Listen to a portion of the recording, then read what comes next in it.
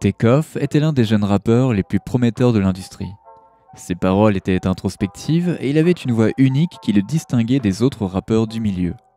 Cependant, sa vie s'est terminée de façon tragique lorsqu'il a reçu 3 balles dans le torse et la tête et est mort sur place au 810 Billiards and Bowling à Houston, au Texas. Dans cette vidéo, nous allons donc parler de sa vie, de sa carrière musicale et de ce qui a conduit à sa mort. Salut à tous et bienvenue sur la chaîne qui dévoile la face cachée des célébrités. Aujourd'hui, nous plongeons dans l'univers de Takeoff. Alors, si t'es nouveau sur la chaîne, n'oublie pas de t'abonner et d'activer la cloche de notification pour ne manquer aucune de nos prochaines vidéos. Kirshnik Karibol est né à Lawrenceville, en Géorgie, au nord-est d'Atlanta. Il a été élevé à Lawrenceville par sa mère, ainsi que par les membres de sa famille Quavo et Offset. Kirshnik Karibol, plus connu dans l'industrie musicale sous son nom de scène Takeoff, faisait partie de ce trio hip-hop cool qu'est Migos avec ses partenaires Quavo et Offset. Takeoff était connu pour ses rythmes fous et pouvait produire de la musique groovy à partir de rien. Il était habile et pouvait bien interpréter n'importe quel genre, portant toujours une tenue appropriée comme des lunettes colorées et beaucoup de bling bling. Son parcours musical était rempli d'aventures, chantant les uns après les autres des numéros de hip-hop qui sont devenus des tubes populaires. Il a commencé son parcours musical en 2009 en créant un groupe et en sortant des mixtapes et des singles. Cependant, 2013 a été son année de chance puisqu'il a finalement obtenu la reconnaissance du grand public. Depuis lors, sa popularité n'a fait que croître. Takeoff était extrêmement populaire parmi les fans de musique rap. Tout au long de sa carrière, il s'est construit une valeur de marque considérable, ce qui lui a permis de collaborer avec certains des plus grands noms de l'industrie musicale. Voyons en détail sa carrière musicale. Takeoff a commencé à rapper en 2008 avec Quavo et Offset. Le nom de scène initial du groupe était Polo Club, mais ils ont finalement changé pour Migos. Le 25 août 2011, le groupe a publié Joke Season, une mixtape qui a servi de premier projet complet. Puis, le 1er juin 2012, ils ont publié la mixtape No Label. Le groupe a d'abord gagné en notoriété après la sortie du single Versace de Migos en 2013. La chanson, que le rappeur canadien Drake a remixée, a atteint ses premières positions au numéro 99 du classement Billboard Hot 100 et au numéro 31 du classement Hot R&B Hip Hop Songs. Chris Brown et Young Thug ont fait des apparitions dans leur premier album studio, Young Rich Nation, produit par Zaytoven et Murda Beats. Sur le Billboard 200, l'album a atteint son apogée à la position 17. Migos a obtenu son premier single numéro 1 en 2016 avec Bad and Bougie. La chanson a ensuite été certifiée 4 fois platine par la Recording Industry Association of America. Takeoff n'est pas présent ni crédité sur la chanson. Le deuxième album studio de Migos, Culture, est sorti le 27 janvier 2017. Il a débuté à la première place du Billboard 200 américain, écoulant 131 000 unités équivalentes à un album, dont 44 000 exemplaires vendus durant sa première semaine de sortie. L'album a ensuite obtenu la certification platine dans le pays en juillet 2017. Le troisième album du groupe, Culture 2, est sorti le 26 janvier 2018. Après Culture 2, Takeoff a annoncé un projet solo intitulé The Last Rocket qui sortira le mois suivant. 2 jours après l'annonce, il a publié son premier single de l'album, Last Memory, ainsi que le clip. L'album est sorti le 2 novembre 2018. Il s'agirait du dernier album de Migos publié du vivant de Takeoff. Le quatrième album de Migos, Culture 3, est sorti en juin 2021. En octobre 2022, des rumeurs entourant une possible dissolution de Migos sont apparues sur la base d'informations selon lesquelles l'ex-petit ami de Quavo, Saweetie, avait couché avec Offset. Quavo et Takeoff ont sorti un album collaboratif 25 jours avant la mort de Takeoff à Houston le 1er novembre 2022. Mais Takeoff a eu plusieurs problèmes juridiques allant du crime au viol.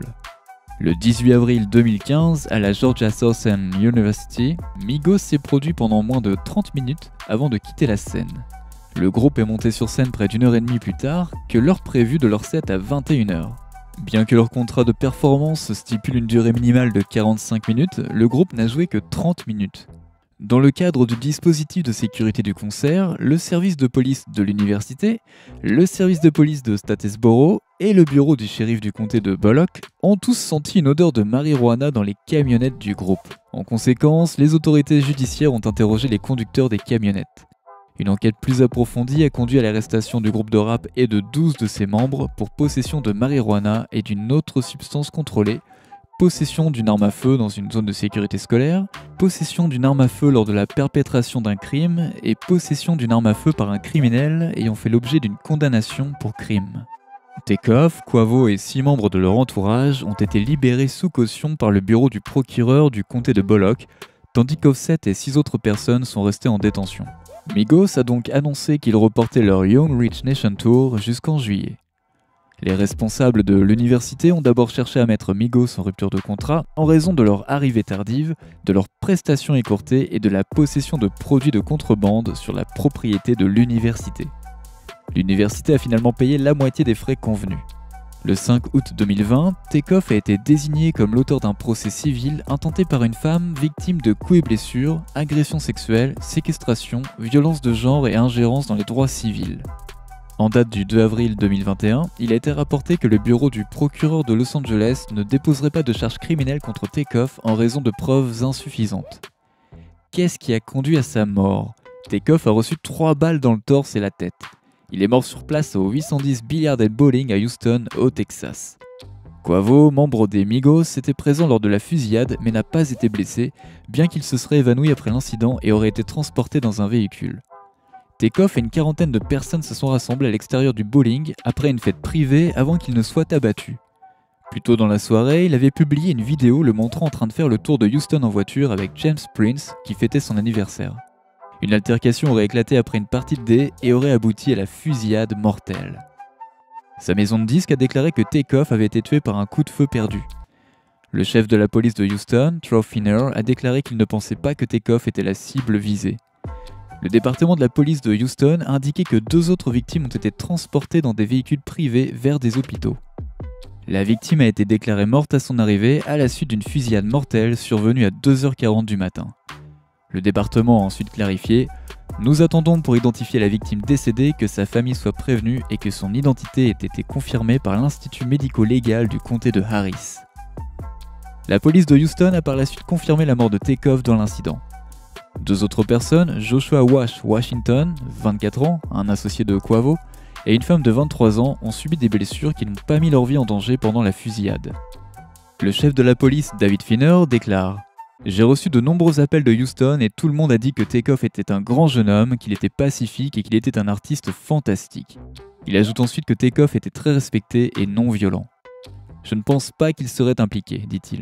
Il n'était pas engagé dans une activité illégale à l'époque et nous n'avons aucune raison de soupçonner le contraire, ajoute-t-il. Alors qu'en est-il des réactions des médias? Le hip-hop était encore sous le choc de la mort par balle du rappeur PNB Rock en septembre, alors la nouvelle du décès de Takeoff a été dévastatrice.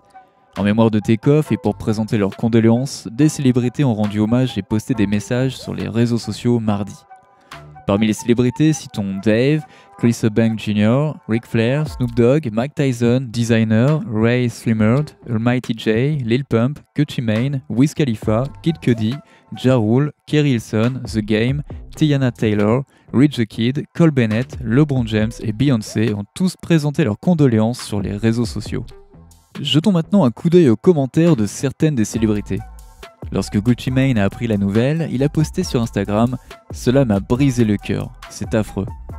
Il a rappelé qu'ils avaient récemment travaillé ensemble sur le titre Us vs Them avec Takeoff. Keke Palmer a écrit sur Instagram, en référence à une vidéo censée montrer le rappeur abattu juste après sa mort, « De la tragédie du meurtre à la tragédie de l'existence d'une vidéo en ligne. Je suis vraiment désolé pour toute sa famille et tous ceux qui l'a touché. C'est tellement affreux, incroyablement affreux. » Le rappeur Ja Rule a exprimé sa tristesse pour le meurtre brutal de Takeoff sur Twitter, écrivant « Cette merde doit s'arrêter. Je souhaite à ma famille et à mes amis de bien se porter. » Le label de Takeoff, Quality Control Music, a publié une déclaration officielle. Avec des cœurs brisés et une profonde tristesse, nous pleurons la perte de notre frère bien-aimé Kirshny Carey Ball, connu dans le monde entier sous le nom de Takeoff. Une violence insensée et une balle perdue ont enlevé une autre vie à ce monde et nous sommes dévastés. Veuillez respecter sa famille et ses amis alors que nous continuons à faire face à cette perte monumentale. Malheureusement, une autre jeune vie a été perdue à cause d'une violence insensée. Nos pensées et nos prières vont à la famille et aux amis de Takeoff pendant cette période difficile. Le rap est souvent glorifié dans les médias, mais il est important de se rappeler que derrière chaque rappeur se cache une personne réelle avec des proches en deuil. Alors travaillons ensemble pour faire en sorte que cela ne se reproduise pas. N'oubliez pas de laisser des commentaires pour partager avec nous votre avis et opinion sur toute cette histoire et peut-être nous apporter des idées nouvelles sur tout ça. N'oubliez pas de cliquer sur le bouton d'abonnement pour rester à jour sur toutes nos vidéos. À bientôt!